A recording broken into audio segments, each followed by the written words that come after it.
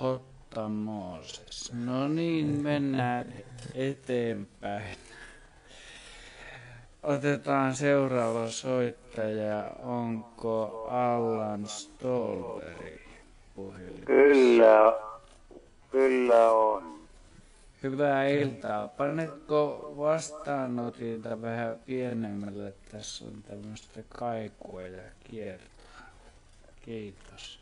Kyllä. No niin. Mitäpä Allanilla on mielessä tänään? No,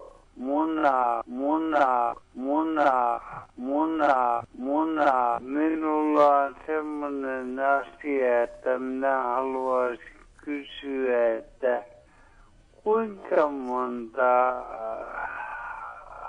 munaa voi olla? Mm-hmm. Ja minä olen itse löytänyt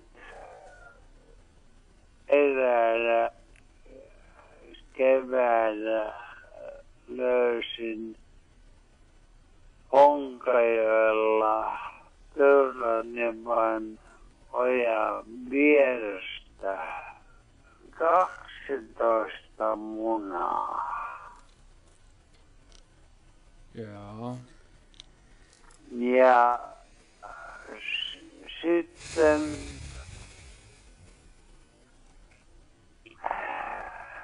minä pelkästään, minä koitin niitä ampuakin, mutta minulla oli siihen aikaan jo aseenkantolupa.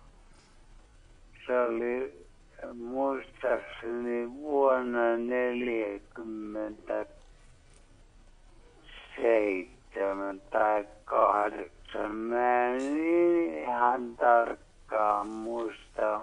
Mä kyllä päiväkirjaa sen merkiksi sen ajan, mutta kun mä olen hävittänyt sen päiväkirjan, niin minulla ei ole sitä vuotta ihan tarkkaa. Siinä oli 12 munaa ja sen jälkeen kun minä löysin sen pesän, minulla oli mappa, jonka päällä me makasimme vahtia, minä nukuin ja me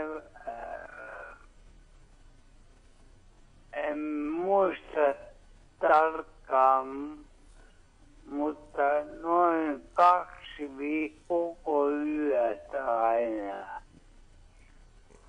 Ja sitten